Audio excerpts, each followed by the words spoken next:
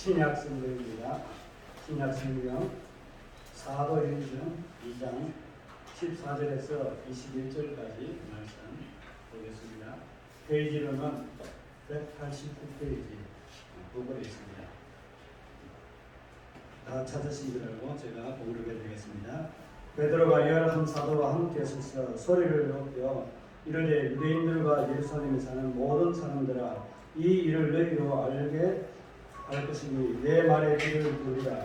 때가 돼 상심이 너희 생각과 같이 이 사람들이 취한 것이 아니라 이는 곧 선지자 여호를 통하여 말씀하신 것이니 일러스되 하나님이 말씀하시기를 말세에 내가 내 영을 모든 육체에 부어주리니 너희의 자녀들은 예언할 것이요 너희의 젊은이들은 환상을 보고 너희의 늙은이들은 꿈을 꾸리라.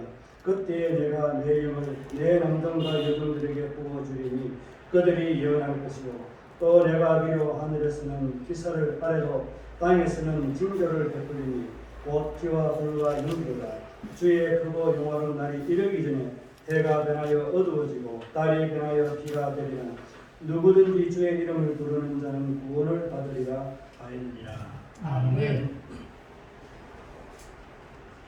지난번에 성령이 오셔서 하시는 일들에 대해서 사역에 대해서 말씀을 드렸습니다. 그래서 좀 이어지는 부분으로 성령이 오셨는데 성령이 언제 오시는가 하는 것을 우리가 좀 생각할 필요성이 있다고 생각이 들어서 이 부분을 택하게 되었습니다.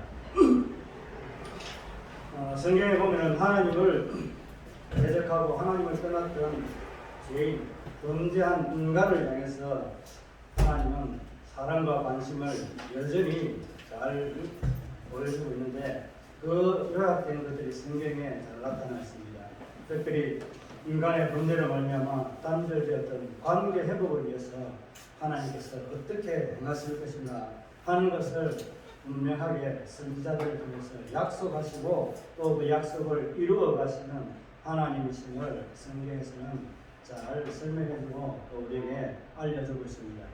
그런 성경 가운데서 특별히 오늘 성령이 우리에게 오실 것이다, 오려 줄 것이라는 약속을 하나님 아버지께서 하시는데 그 성령을 보내주시겠다고 했던 그 약속이 약속대로 이루어졌는가 하는 것을 보여주는 사건이 오늘 우리가 읽은 말씀 앞에 있는 2장에서 그렇게 기록해 놓은 것을 보게 됩니다.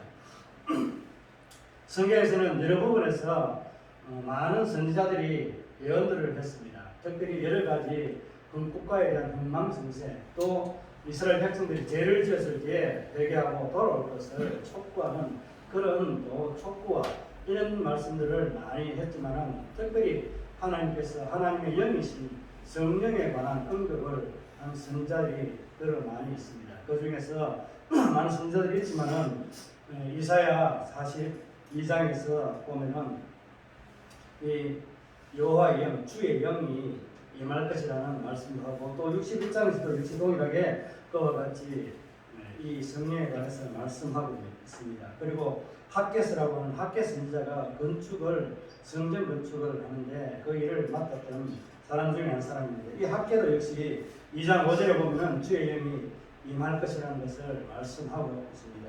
그리고 스가랴 선지자 역시 4장 6절에서도 이런 말씀을 하고 있습니다. 이 선지자들은 성령이 주의 영이 임할 것이라는 것은 예언하고 그렇게 말했지만 구체적으로 어떻게 할 것이라는 것은 말씀을 하지 않았습니다. 그러나 성령에 이끌려서 성령이 임하여서 역사하는 것들은 구약 선지자들의 많은 부분에서 나타나고 있습니다. 그건 모세로부터 시작해서 많은 사람들이 이 성령의 임재를 경험했던 부분들 많이 있지만 오늘 성령이 오신다, 임하신다라는 것에 대한 이 말씀을 보기 위해서는 이 구약의 선지자들이 그렇게 말했지만 구체적으로 말하는 선지자는 또 두 사람이 있습니다. 에스겔과 오늘 우리가 읽었던 이 베드로가 인용했던 요엘 선지자입니다.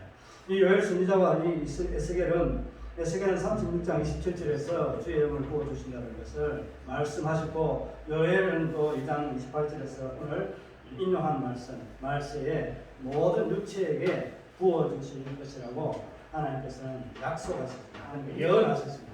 그 약속에 따라서 오순절이라는 이 성령 강림절 이날에 성령이 임하신 그 결과를 두고 오늘 베드로가 이 설명을 좀 해야 될 필요성이 있었기 때문에 오늘 이 말씀을 인용하게 되는 이 요엘서가 바로 이 말씀입니다. 그리고 읽은 본문의 이 말씀들 가운데서 특별히 성령 임한 증거를 잘 설명해주는 그런 본문의 말씀이 요엘이 구약의 선지자들 중에서 요엘이 이 성령 강림에 있어서 나타날 현상과 성령이 임할 때 그때 어떤 일이 일어날 것인가 하는 것을 잘 설명해주고 잘 예언해 놓았기 때문에 그 사건대로 와서 일어난 현상을 이제 설명을 해야 됩니다. 그래서 예루살렘과 그 주변에 있던 사람들이 오늘 어떻게 생각하고 있었는지에 대해서 우리가 이 말씀을 보면 잘 알 수 있습니다. 이 본문 앞에 있는 말씀을 보게 되면 그들이 조롱하고 또 세술에 취하였다고 그렇게 말하기도 합니다. 그리고 7절과 8절 12절을 보게 되면 또 이들은 이런 일들이 이상하다. 왜 이런 일이 일어났을까? 좀 이상하네. 이해가 안 된다. 하는 그런 표현들로 7절, 8절, 12절에서 그렇게 말하고 있습니다. 그렇게 의아해하고 있는 그때에 많은 사람들 앞에서 이 성령 강림 사건에서 직접 경험하고 보았던 하나님 약속을 기억했던 사도들 가운데서 베드로가 일어나서 많은 무리들 앞에서 이것을 설명해야 될 필요성을 느꼈기 때문에 일어나서 크게 외치면서 말했다라고 오늘 본문에서 말씀하고 있습니다. 이 오순절 강림 사건을 목격한 이 사람들의 반응들은 이해가 잘 가지 않는 것. 또 어찌 보면 술 취한 사람들, 우리 주변에 술 취한 사람들을 보면은 멍청망청하고 뭔가 중얼거리는데 뭐라고 말하는지 분명하게 말이 잘 전달이 안 될 경우가 참 많이 있지 않습니까? 정상이 그와 비슷하게 이상한 말을 하는데 우리가 하는 언어가 아닌 다른 나라의 방언들을 하기 때문에 자기가 들을 때는 술 취한 것처럼 세술에 취해서 이렇게 혀가 꼬여서 중얼거리는 것처럼 그렇게 들리게 된 것입니다. 여러 가지 반응이 있었지만 또 술 취한 사람들이 하는 행동과 같은 이 모습으로 보이라고 있었고 그렇게 했기 때문에 이 성령 강림 사건이 주는 그 의미들을 좀 설명하기 위해서 베드로가 오늘 이 말씀을 우리에게 또 전해주고 그 당시에 예루살렘과 주변에 있는 사람들에게 설명하는 것을 통해서 오늘 저와 여러분이 이 성령이 오셔서 우리에게 어떤 일을 하게 될 것인가 하는 것을 우리가 말씀을 생각하면서 은혜를 나누면 참 좋겠습니다. 성령 강림은 구약 시대에 종말을 알리는 그런 예고탄이라고 할까요? 그렇게 예언을 그렇게 하고 있습니다. 그러니까 성령이 먼저 오시는 것이 아니라 예수님도 보면은 이 요한복음 7장에 보면은 예수님 아직 영광을 받지 않았기 때문에 성령이 그에게 아직 계시지 않더라는 그런 표현들이 있습니다. 그러면서 이제 8장에는 진리가 자유를 준다고 하는 이 말씀들을 하면서 내용들을 성령이 아직 오지 않는 이유는 예수님이 가시지 않았기 때문에 성령이 아직 오지 않고 간헐적으로 임하고 있지만은 우리에게 모든 육체에게 부어줄 그 성령은 아직 임하지 않았다라고 그렇게 말씀하고 있습니다. 그렇게 이제 성령이 임하게 된 사건이 바로 오순절 강림 사건이라고 하는 이 성령이 오심에 대한 증거가 오늘 본문에서 나타나고 있습니다. 그래서 종말론적인 그런 종말의 마지막 때에 보내주겠다라는 하나님의 약속이 이루어집니다. 그러니까 구약 시대에 종말이라는 것은 어떤 겁니까? 예수님 오시면은 종말을 맞이하게 된다는 것을 말씀하고 있습니다. 그래서 예수님 오시게 되면 죄와 의에 대해서 심판하고 모든 악과 선을 구분하는 의에 대해서 구분하는 기준이 되기 때문에 구약에 가졌던 그 메시아가 도래는 이제는 종말이 된다는 것을 의미하고 있는 신앙을 가지고 있었다는 겁니다. 그 베이직에는 종말론적인 신앙을 가지고 있었기 때문에 예수님, 즉 메시아가 오게 되면 마지막 끝이 된다는 것을 그들이 알고 있었다는 겁니다. 그렇기 때문에 예수님이 오시고 나면은 언제입니까? 종말이 이제는 시작이 되었다는 것을 알리는 것과 똑같습니다. 종말이 끝이 난 것이 아니라 종말이 끝이 나기 위해서 한 가지가 아직 남아 있습니다. 예수님이 구약의 메시아가 오신 것을 우리는 처음 오셨다고 해가지고 초림이라고도 이야기합니다. 첫 번째 오셨고 다시 오신다라고 주님께서 마지막 가시면서 내가 다시 오마 약속을 했고 내가 가서 뭘 하겠다고? 맨날 이래 이름부터 너희에게 아버지께서 약속했던 성령을 내가 너희에게 보내리라 라고 했던 그 성령이 바로 예수님이 하늘로 올라가서 영광을 받으시고 난 후에 10일 뒤에 성령이 강림하게 됩니다. 그 성령이 강림하게 됨으로 인해서 이제 다시 우리에게 모든 육체에게 성령이 부어지는 역사가 일어난다는 것을 말씀하고 있습니다. 그래서 그 기간 동안에 마지막 다시 오시마 했던 예수님의 그 약속, 그 약속이 성취가 되면은 재림이라고 이야기합니다. 다시 오신다는 것을. 다시 오기 때문에 다시 제자를 써서 처음 왔다고 해서 조림이라고 하고 다시 오시게 된다는 겁니다. 그러니까 구약의 종말을 예수님 오늘에서 이미 끝이 났다라고 말하면은 신약의 종말은 아직 끝이 나지 않았다라고 그렇게 보시면 됩니다.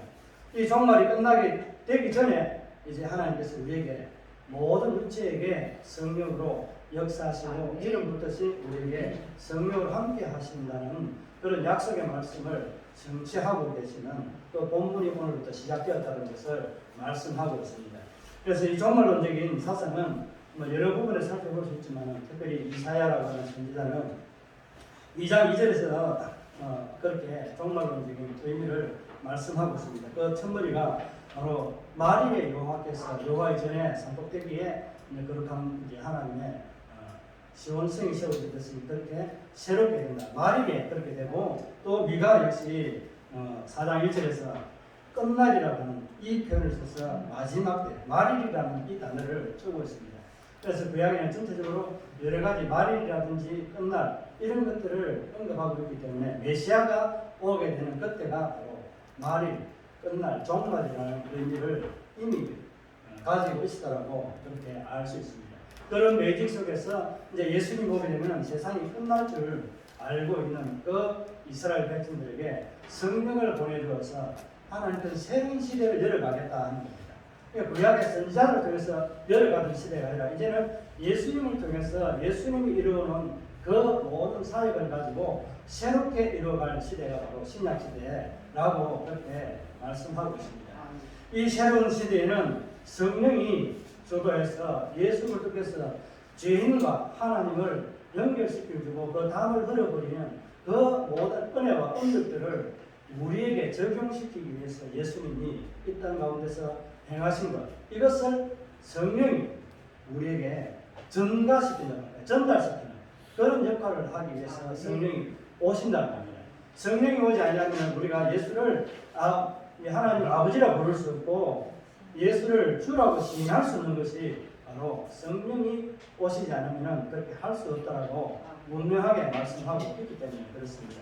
그래서 저와 여러분이 내 안에 성령이 들어와 있다는 것은 하나님 아버지께서 나와 함께 계시고 예수 그리스도가 내 안에 있다는 것을 증거하는 신앙의 고백입니다.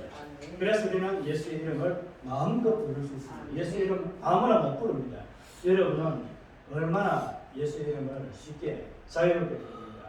그 아버지의 이름을 부르는 것 같이 예수의 이름을 마음껏 자유롭게 부르는 우리에게는 성령이 내 안에 내주하고 있다는 것을 우리가 인식할 수 있다는 겁니다. 아버지께서 이제 말세에 보내주심으로 이제 모든 믿는 자들에게 성령을 부어주시겠다고 말씀합니다. 여기서 그냥 성령을 모든 육체에, 모든 사람에게 부어준다라고 그렇게 말씀하고 있기 때문에 그냥 누구든지 다 받을 수 있는 것처럼 생각할 수 있습니다. 그럼 여기의 의미는 누구든지도 맞습니다만 그 누구든지보다는 좀 더 구체적으로 말하면 예수를 믿는 사람, 하나님을 믿는 사람, 하나님 약속을 믿는 사람들에게 부어주실 성령을 말씀하고 있습니다. 예수를 믿는 그들이 이 성령을 덧입어서 성령의 그 은혜로 말미암아 예수 그리스도를 내 마음에 모시고 예수 그리스도와 함께함으로 아버지와 교제하는 것. 그러니까 나와 아버지가 하나 된 것처럼 우리가 하나 되기를 원하는 것이 예수님의 마음이었잖아요.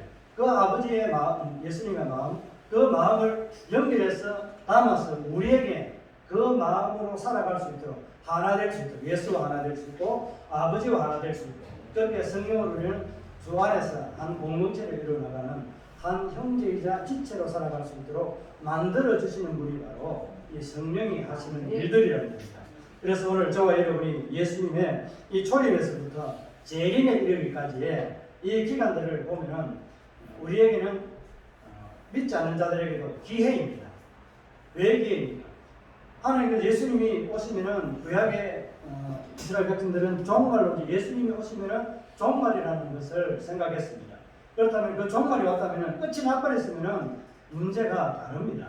지금 우리의 기회가 주어지지 않습니다. 그러나 예수님께서는 하나님의 그 사랑이 얼마나 크고 무한하신 인자하신지 우리를 예수님이 다시 올 때까지 하나님의 백성으로 돌아오기를 기다리는 그 때를 주기 위한 것입니다. 예수님이 다시 오기 전까지에 일어나야 될 일들 가운데 성령이 우리 가운데 오셨다는 겁니다. 그러면 우리는 얼마나 성령이 오신 것에 대해서 감사할 수밖에 없습니다. 예수님은 오시고 성령이 안 오시면 우리에게는 반쪽짜리 구원과 같이 우리에게는 구원의 효력이 제대로 전가되지 못하는 그런 상황이 발생하게 됩니다. 그래서 저는 성령께서 오심으로 예수님이 이뤄놓으신 그 모든 승리의 영광, 십자가의 죄의 죽음과 또 부활하심으로 사망 권세를 깨뜨리시고 영광을 받으신 그 모든 영광이 우리에게 주어진다는 겁니다. 그래서 오늘 저와 여러분이 오늘 성령 강림으로 인해서 우리는 심판의 날이 아니라 또 예수를 믿는 자들에게 앞으로 믿을 자들에게는 기회의 날이라는 감사하시기 바랍니다.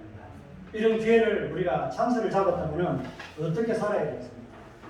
좀 더 열심히 있고 주를 위해서 좀 더 뭔가 의미 있는 일들을 하면서 살아가야 되지 않겠습니까?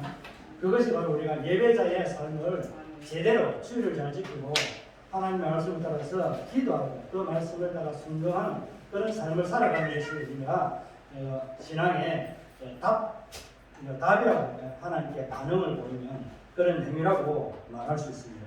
오늘 17절에 보게 되면 성령이 오셔서 이런 일들이 일어난다고 말씀하고 있습니다. 17절을 다 같이 한번 읽어보겠습니다. 시작. 하나님이 말씀하시기를 말씀에 내가 내 영을 모든 육체에 부어주리니 너희의 자녀들은 예언할 것이요 너희의 젊은이들은 환상을 보고 너희의 늙은이들은 꿈을 꾸리라. 아멘.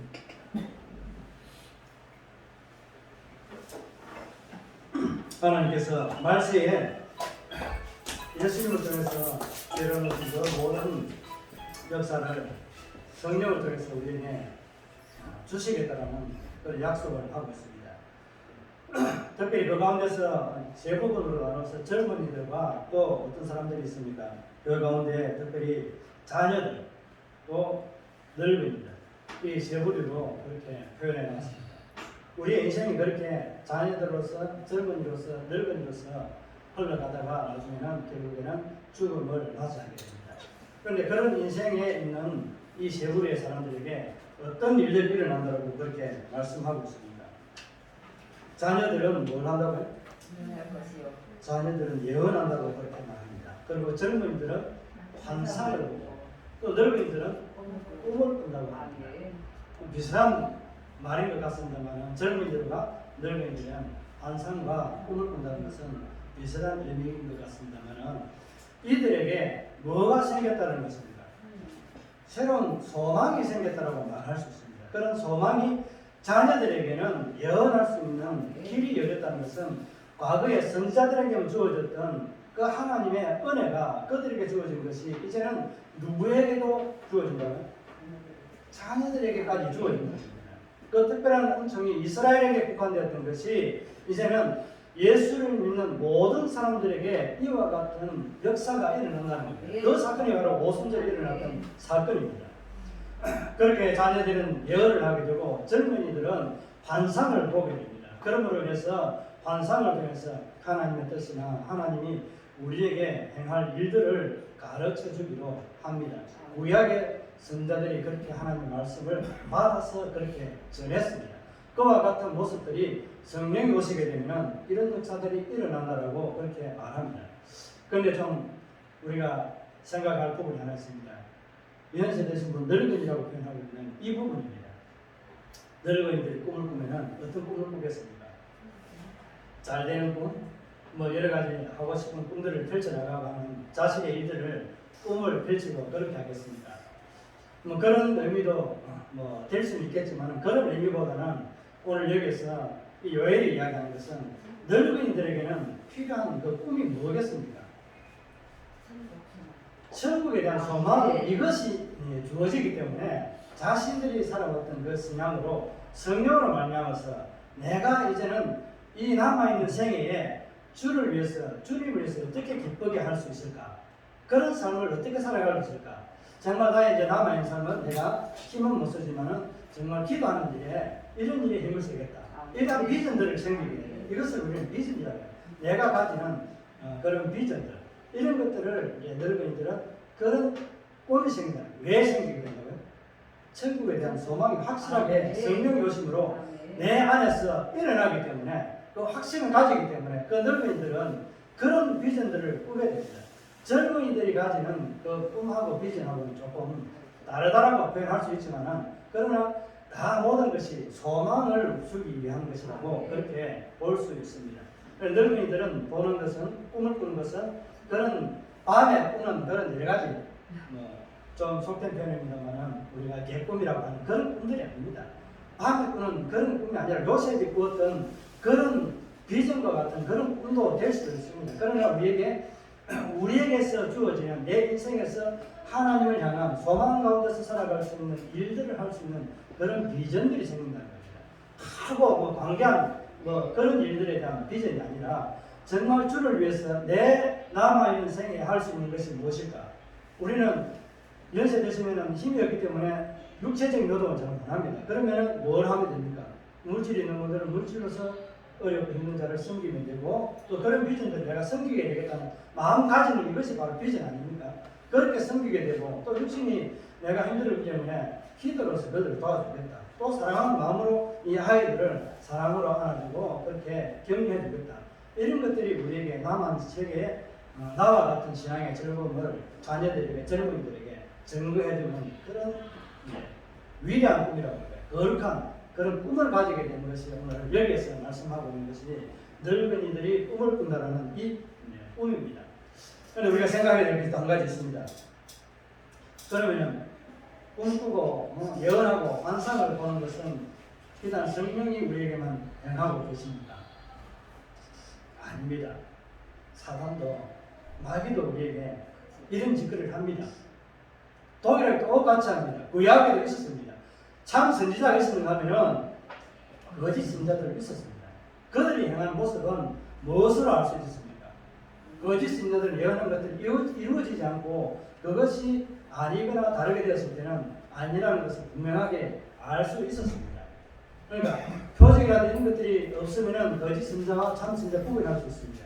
이와 마찬가지로 성령이 하시는 이 사역과 일들과 마귀가 하는 이 똑같은 일들에 예언과 환상과 그 가지는 꿈, 비전에 대해서 동일하게 역사할 수 있습니다.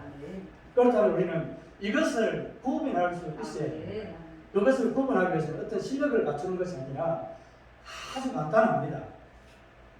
이 구약의 선지자와 참 선지자를 구분하듯이 우리는 성령은 우리에게 오신 이유가 뭡니까? 오늘 1절에서 14절에서 말씀하고 있는 이 내용, 말씀의 모든 육체에게 믿는 자들에게 부어주신다고 했던 이 약속의 말씀은 하나 되게 하신다는 겁니다. 사랑으로 하나 되게 하기 때문에 하나 되는 것을 깨뜨리는 그런 일들을 하게 되면 그것은 성령이 아닌 마귀가 우리 속에서 역사한다고 그렇게 볼 수 있습니다. 내가 아무리 성령 충만해도 순간순간 그렇게 나도 모르게 넘어갈 수도 있습니다. 그럴 때는 매번 한다면 그 문제가 되지만 간혹 그렇게 넘어갈 수도 있지만은 그것으로 인해서 영원히 우리는 그렇게 빠지지 않고 다시 돌아와서 재정신을 차려서 성령의 이끌린 성령의 삶들을 살아가는 지혜들을 얻게 됩니다. 이와 같이 오늘 저와 여러분이 이 마귀가 하는 것과 성령이 하는 이것을 구분할 수 있는 지혜는 뭐라고요? 사랑으로 하나 되게 하는 것. 마귀는 예수님이 말씀하신 게 뭡니까? 도둑은 뭐 한다고요? 제대로 옮긴 것이 아니라 담을 넘어서 오고 도둑질하고 죽이고 깎고 이렇게 이간질한다고 왔다고 그랬습니다. 마귀의 예언과 환상과 꿈은 그런 것들을 조단하는 것이 참 많이 있습니다. 이런 것을 우리 주변에서도 많이 볼 수 있기 때문에 우리가 구분할 수 있는 것이 바로 이 말씀이 우리에게 기준이 첫 번째 기준이지만은 그것을 말씀에서 비추어 볼 때 예수님께서 아버지와 예수님과 하나 되고 성령과 또 예수님과 하나 되고 또 성령이 우리를 아버지와 예수님과 하나 되게 하시고 또 우리 성도들을 하나 될 수 있도록 한 지체로 만들어 가시는 그 사역을 위해서 오신 성령이 행하시는 그 일들에 있어서는 하나 되고 화목되고 즐겁고 평안하고 감사한 일들이 많이 있지만은 사단이 행하는 것은 죽이고 배아파하는 것처럼 이간질과 사람을 힘들게 합니다. 그렇다면 그것은 바로 우리가 사단의 노름에 놀아나고 있다는 것을 인식하고 빨리 성령으로 말씀으로 돌아올 수 있는 그런 지혜를 깨닫고 그렇게 돌아와야 합니다.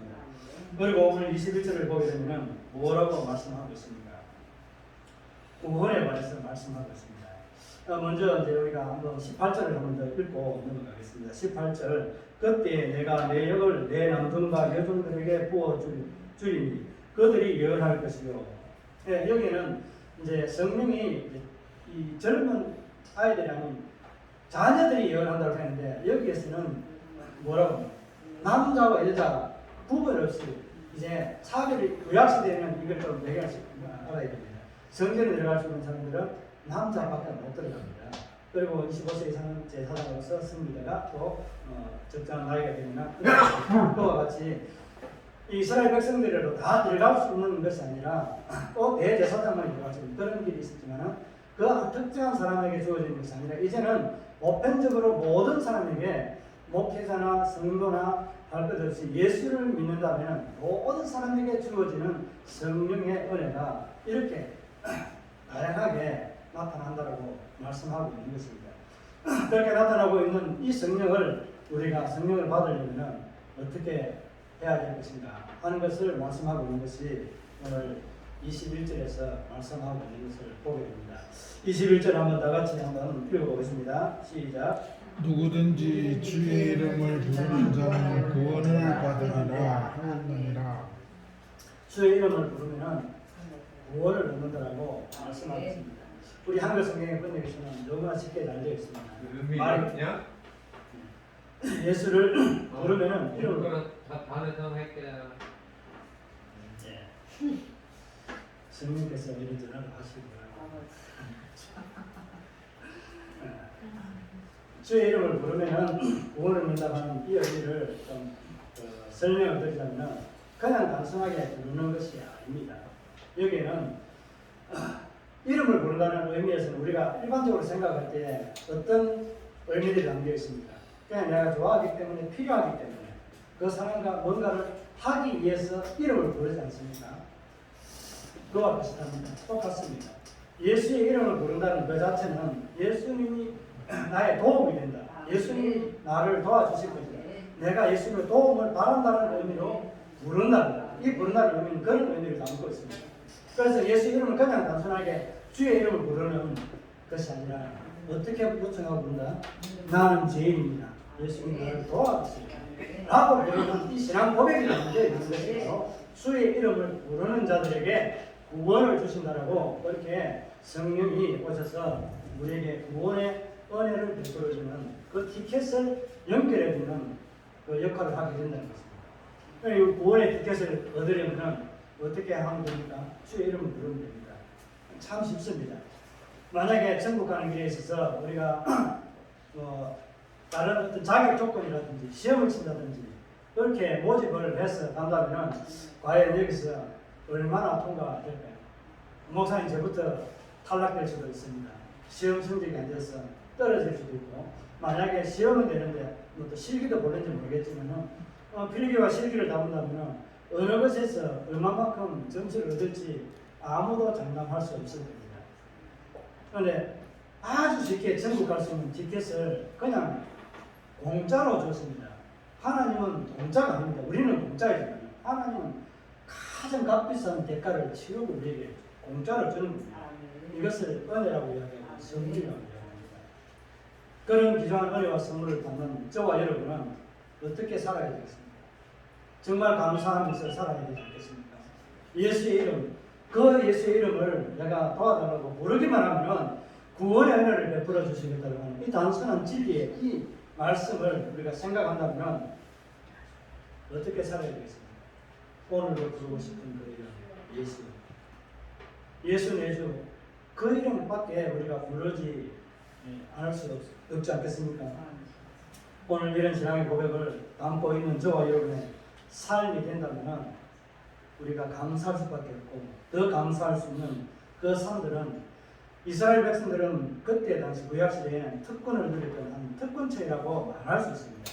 이것을 그냥 뭐 지배층 부르주아 같은 그런 것으로 하는 것처럼 하나님께서 선민을 하나님의 백성으로 선택했다는 겁니다. 그 선택에 중요한 것이지 이 선택을 받은 이스라엘 백성들에게 주어졌던 그 간헐적인 은혜들과 같은 이런 것들이 이제는 성령이 오심으로 인해서 우리에게 모든 믿는 자들에게 그냥 다 주어졌다는 겁니다.